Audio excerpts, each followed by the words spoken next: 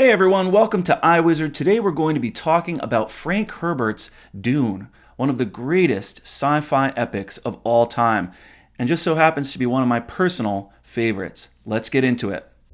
She bent close, lowered her voice almost to a whisper. You will feel pain in this hand within the box. Pain. But withdraw the hand and I'll touch your neck with my Gom Jabbar.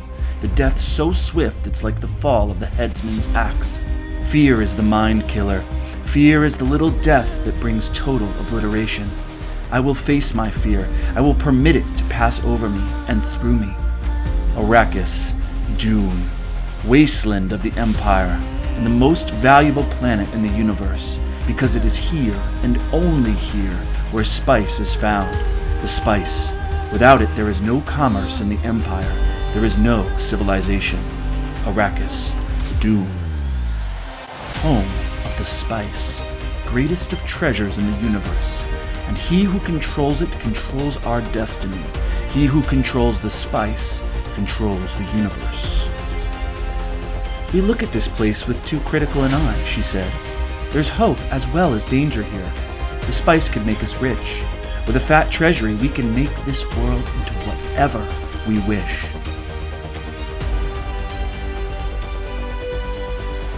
Deep in the human consciousness is a pervasive need for a logical universe that makes sense, but the real universe is always one step beyond logic.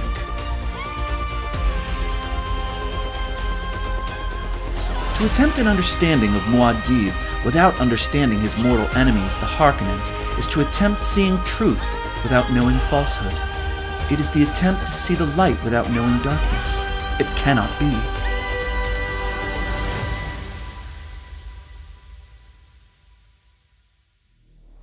I see us giving love to each other in a time of quiet between storms. It's what we were meant to do. Paul, whatever happens, I will love you forever. You are my life. You are my life.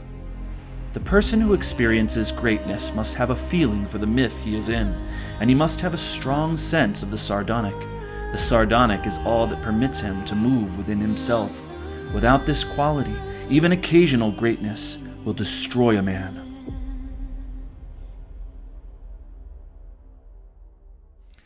Alright, Jordan here. So the challenge with this video is going to be, what is there left to say about a science fiction novel that is so universally beloved, so celebrated and acclaimed? What can one even add to the conversation when it comes to the best-selling science fiction book ever published?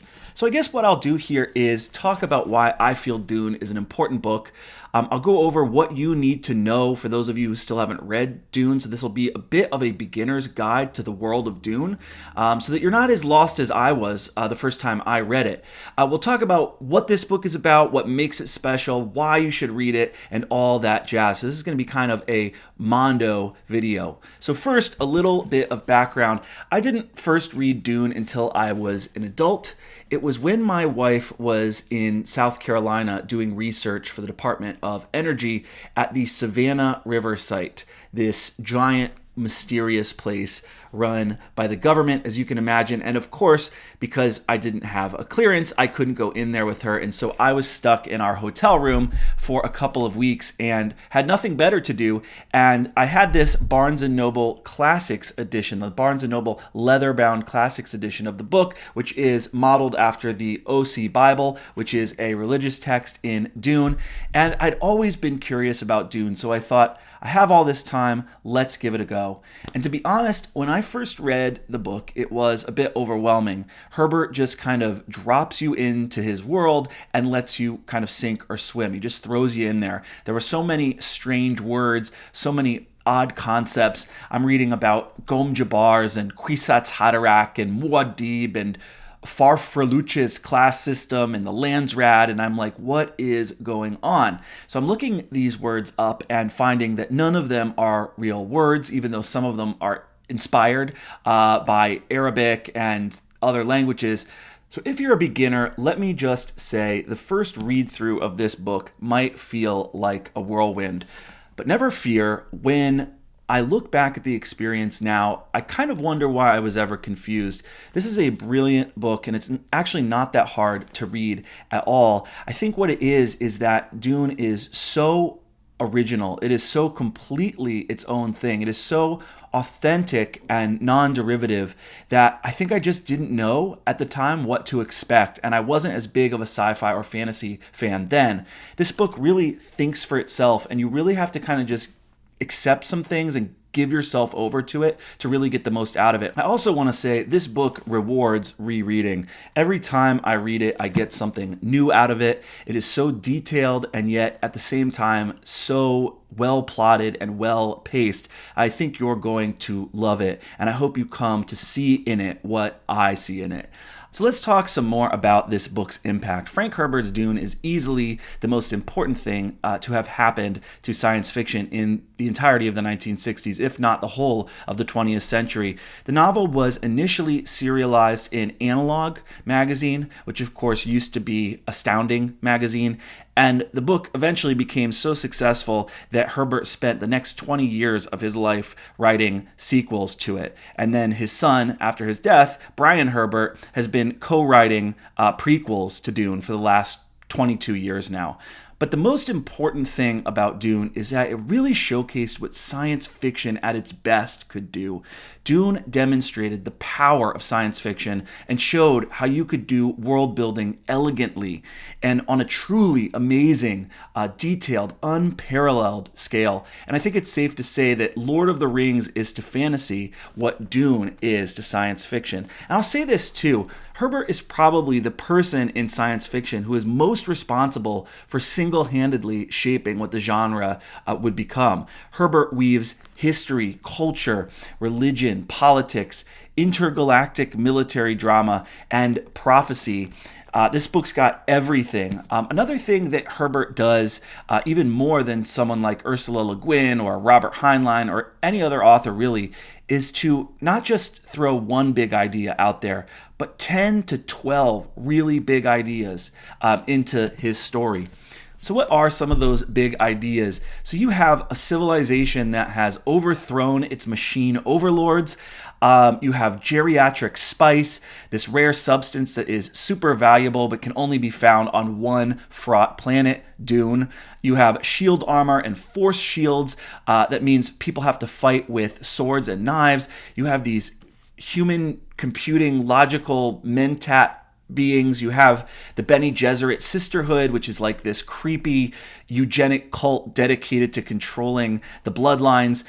You have the Spacing Guild and the Chom Monopoly and the Landsrat and Family Atomics. You have these giant sandworms and Fremen people in this exotic Arabian-style culture. You have prophecy and the Missionara Protectiva. You have people riding sandworms, and you even have a fat, evil, pedophile bad guy who floats around held up by suspensors. I could go on and on. There's just so much originality here. This book is dense, I will admit, but I would say that the complexity of this book is reconciled by its fantastic characters. The Duke Leto, Jessica, Lady Jessica, Paul Atreides, Gurney Halleck, the Harkonnen bad guys. Just excellent characters. Each one is unique and distinctive and idiosyncratic. All right, so let's talk about what this book is about. Dune is set 20,000 years in the future after there's been a great human diaspora. Humans have developed high-speed space travel. They've spread out into the universe, though the book focuses mostly, I believe, on one particular galaxy. The galaxy, the world in Dune, operates under a kind of hybrid, mercantilist, feudalist system. And in fact, Herbert describes the balance of powers in this book as a sort of three-legged tripod.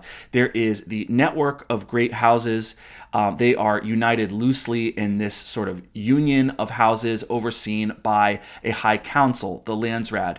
And so what you get is a sort of Game of Thrones in space sort of thing, very complex politics. You have House Atreides, House Harkonnen, House Carino, House Fenring, all these different houses. And so the Landsraad Council meets regularly and provides a forum for the great houses to relate to one another. It negotiates trade agreements, creates alliances, handles inter-house feuds, the art of Conley, and it's basically meant to protect the great houses from being singled out or eliminated by the Padishah Emperor. So that's one leg of the tripod, and so you have this kind of balance of powers. Then you have the Padishah Emperor and his house. The Emperor is the most powerful single body in the known universe, and what you have is the great houses balanced against him.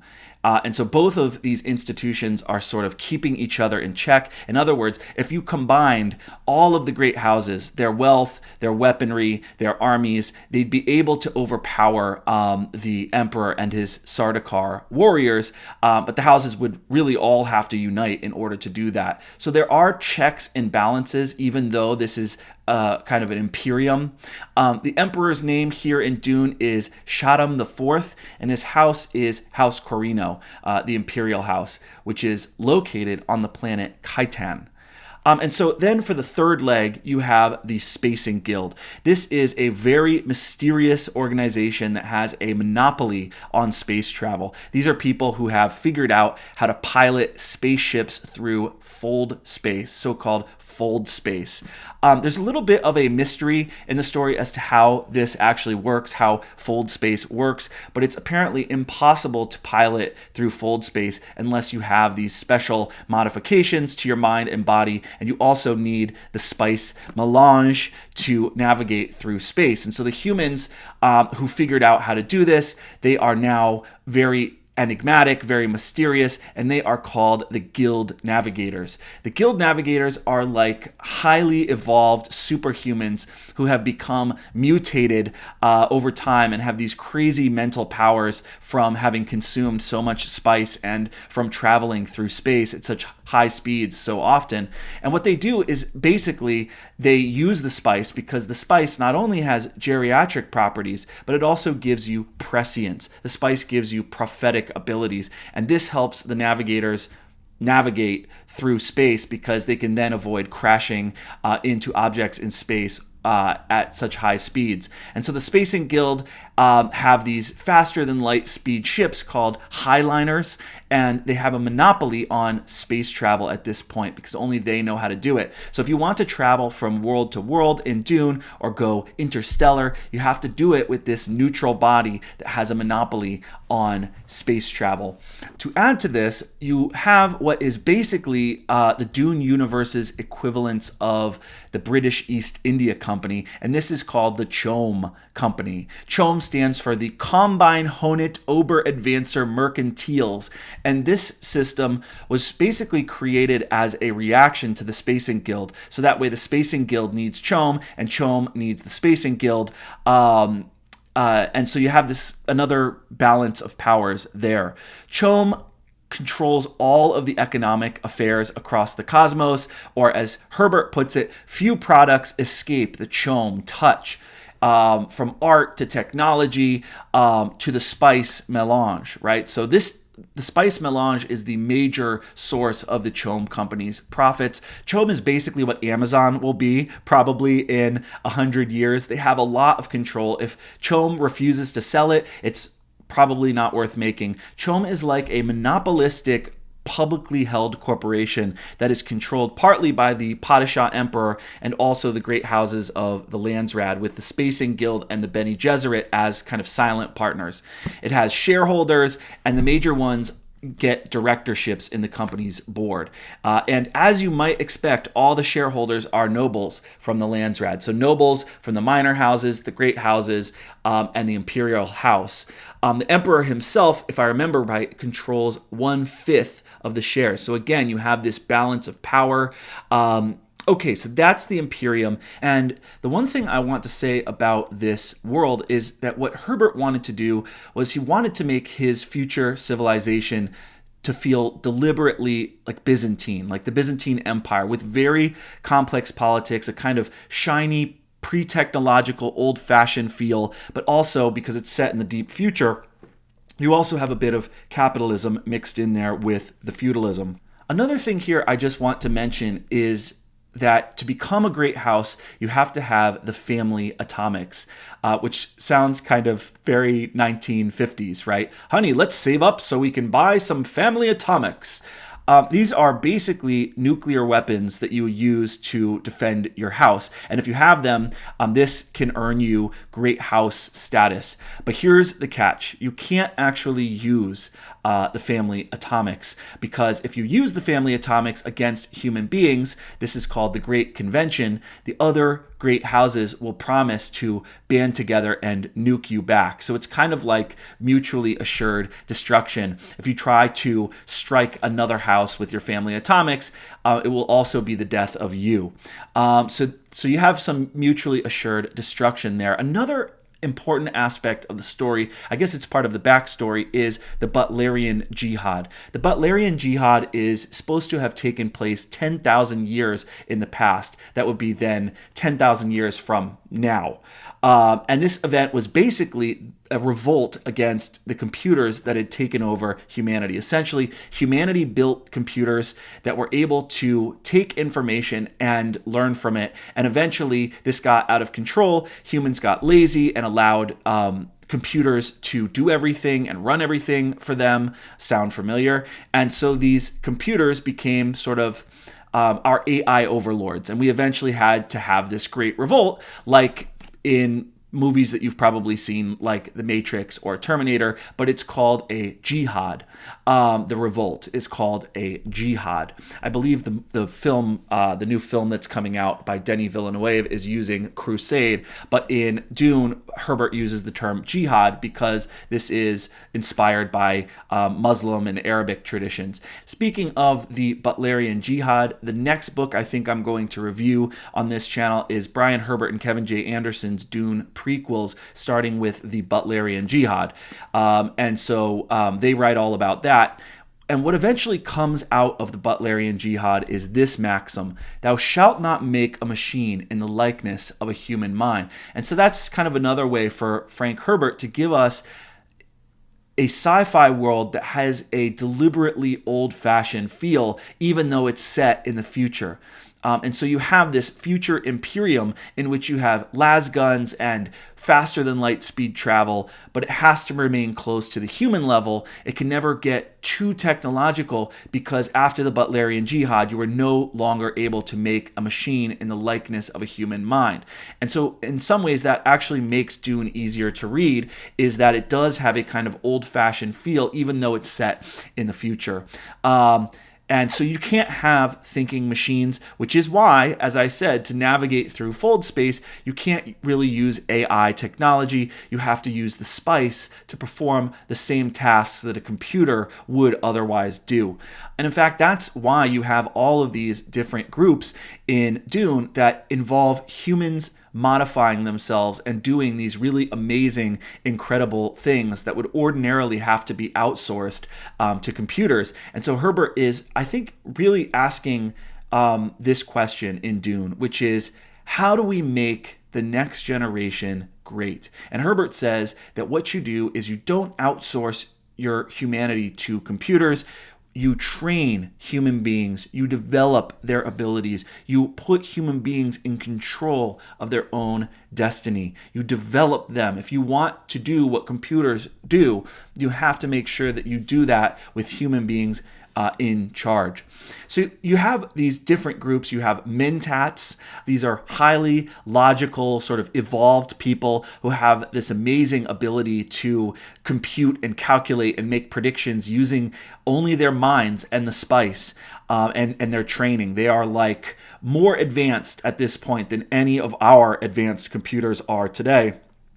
And these mentats guide and advise the various great houses. Each of the great houses has their sort of top mentat, and the mentats go through this very particular training. Then you have guild navigators who use their limited prescience using the spice and their developed abilities to navigate fold space, as I said.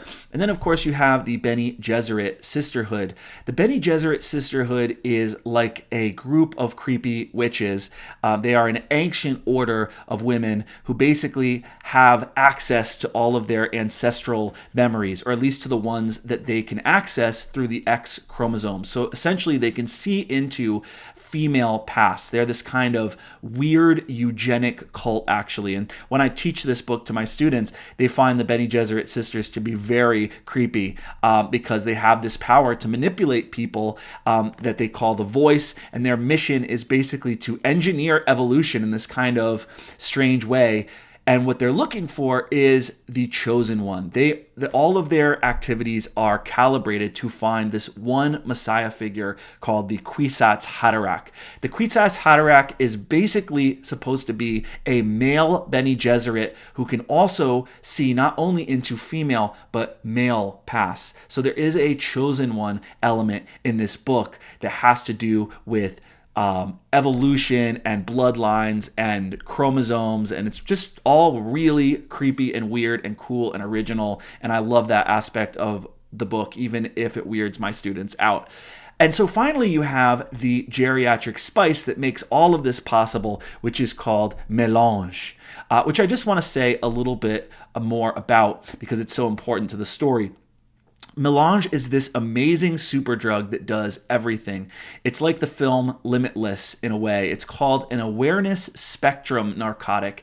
Apparently it is actually a narcotic, and it gives you access to hallucinations that allow you to see the past and, in a limited way, the future. It allows you to communicate in interesting ways. It is like the ultimate drug. The spice eliminates diseases. It allows you to live much longer than people who aren't taking the drug or can't afford it. It has geriatric properties, so you can live a really long time. It allows the guild navigators to do their thing, as I said. It's also a poison because it's addictive. And once you're addicted, if you stop taking it, you die. And here's the catch. Mélange can only be found on the desert planet of Arrakis, aka Dune. You can't manufacture it despite all of the most advanced chemistry in the world. There's no way to figure out how it's made and to reproduce it or re-engineer it, at least not until much later in the series. Instead, you have to fight over it because it's only located on one planet, and that planet is, of course, Arrakis. So let's talk a little bit more about Arrakis before we leave off here. Arrakis is a wonderful artistic creation on the part of Frank Herbert. Like our world, Arrakis is the third planet from its own sun, Canopus, but Arrakis, unlike Earth, has 2 moons.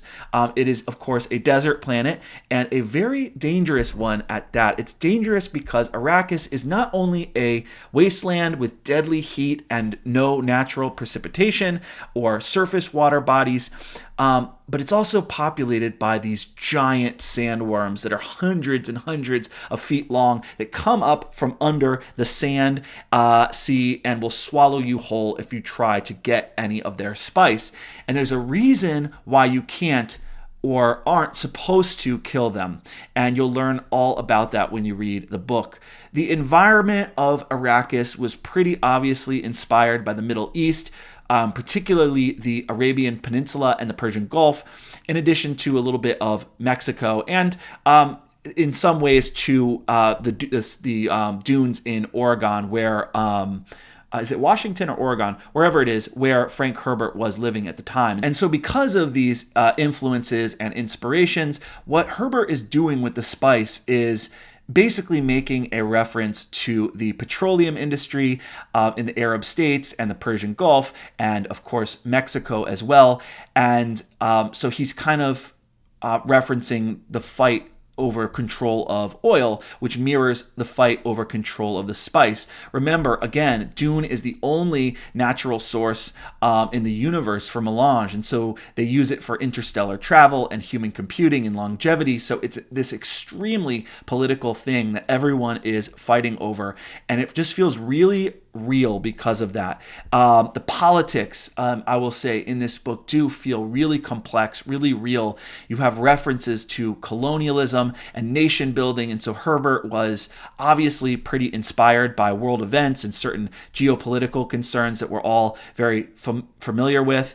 But I say he references them because there's really no preachy allegory going on here. This story isn't some sort of didactic political discourse. It's completely original and really just takes inspiration from the events and the archetypes from our own world rather than lecturing us about them, right? We're human beings. We fight over scarce resources. And so he kind of builds the politics out of that, which I thought was really brilliant because so many authors, especially sci-fi authors, ignore that aspect of things. They set their worlds in this kind of post-scarcity universe, which I think is just not ever probably going to happen. Arrakis, what else can we say about it? Arrakis is home to this hard scrabble settlement of Fremen people who survive in the desert by means of carefully controlled water conservation in these little cave systems and villages called sieches or sieches, whatever it is. Their eyes are completely blue on blue because of so much exposure to the spice. They wear these incredible things called still suits so that they can survive in the desert and retain their water. Still suits have this moisture wicking technology that makes it so that you only lose a thimble per day of water or thereabouts when you're out in the desert. The suit apparently recycles your water, desalinates it, and then rehydrates your body with the new water that it creates. Anyways, the Fremen people are really cool. Everything in this book is so original. You just wonder where Frank Herbert came up with this stuff. And I think the Fremen people are one of Herbert's best creations. Their bodies have adapted to the conditions on Arrakis, and so they have this super fast blood coagulation and their wounds heal faster and stuff like that. The Fremen are pretty obviously based on the Bedouin tribes that you find in the Middle East. Pretty much in every way. So I'm not saying they're completely original, but what he does with them is completely original and how he kind of utilizes them in the story. But I don't really want to say too much more about the Fremen because I don't want to spoil too much. There's a lot of surprises in store if you've never read Dune before. So that is a basic introduction to the world of Dune. And that is the epic world into which young Paul Atreides appears and must learn to survive.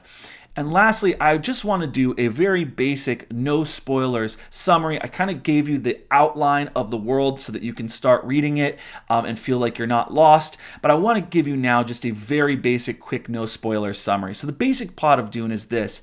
At the outset of the story, we learn that House Atreides is kind of cursed. And we know they're cursed because we recognize the name Atreides, which is the Greek word for the sons of Atreus, the house of Atreus. So think Tantalus, Menelaus, Agamemnon, Orestes, and Electra, and all of those cursed characters from the Greek tragedies like the Oresteia and works like that. So at the outset, then, there is this sense of foreboding that we have for our main characters. Paul is the heir of House Atreides. These are the good guys in the book.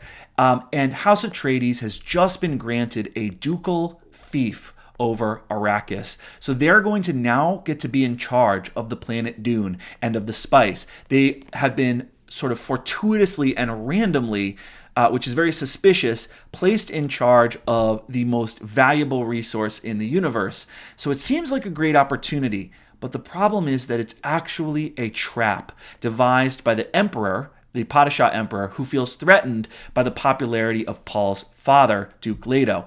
And the emperor is working in league with the Atreides' mortal enemies, the Harkonnens, House Harkonnen. And the Atreides know it's a trap, but they're going to walk into it anyways because, there's really nowhere to go and nowhere to run. They could tell the Landsraad, the council, but then the emperor would just find another way to kill them. And at least this way, as Duke Leto puts it in the book, they know where the knife is. They know who it's going to be coming from. And besides, Duke Leto, House Atreides, they have faith that not only can they evade this trap, but perhaps they can even profit from it profit from the whole thing, win the day, and come out of this thing victorious and evade the trap. And so the book begins on the planet Caladan, which is home of House Atreides, as they are getting ready to make this momentous, historic move from Caladan to Arrakis, fully aware that they need to have their guard up and watch their backs. This, by the way, is a book of traps, traps within traps, and really complex politics, as I said. And the Atreides have to figure out how to survive on Arrakis, how to win the loyalty of the Fremen people so that they'll be able to ally with them and hopefully beat the Emperor, whom they know is going to be sending his elite Sardaukar soldiers disguised as Harkonnen men so that he doesn't have his hands dirty, so that no one thinks the Emperor's in on it. So, how to simultaneously be a colonizer and win the loyalty of those you would colonize is one of the interesting conundrums of the book. Not only that, but the Atreides have a job to do. They have to learn when they get there how to mine for the spice melange so that the other great houses don't lose profits. And how do you do that when the Harkonnens left you broken down equipment that is all in disrepair? How do you do that when there are Harkonnen agents everywhere still lingering on Arrakis to try to sabotage what you're doing? And in the midst of all of this, Duke Leto is actually trying to do some good on Arrakis. He wants to make Arrakis a better, more hospitable place to live. There's this idea that the Atreides can make Arrakis more fertile and can find a way to get water to flow throughout the planet. And so the Duke wants to make Arrakis a better planet, a less corrupt place to boot. So everyone's trying to do their best. The Atreides really are trying to be the good guys, even though they live under this corrupt system and they are technically colonizers. Duke Leto is a good man. Paul's mother, Lady Jessica, also has her own concerns. So you have all these characters with their own inner demons and their own struggles and concerns. She is not actually, Lady Jessica, is not actually a duchess or a member of the nobility. You would think she would be, given the fact that she's Paul's mother and that she lives with the Duke, but she is technically the Duke's concubine. And so she's been wondering for so many years, why won't the Duke marry me? I love him, he loves me. Why won't he marry me? Who do I owe my loyalty to? Do I owe my loyalty to my house, or do I owe my loyalty to the Bene Gesserit sisterhood who trained me? She's wondering, is my son Paul the Kwisatz Haderach, the chosen one, the one the Bene Gesserit are looking for? Paul himself is also wondering who he is. So everyone's got their own existential concerns, their own demons, their own identity crises. Paul is wondering, am I supposed to be the next Duke? Who am I? Am I a Mentat?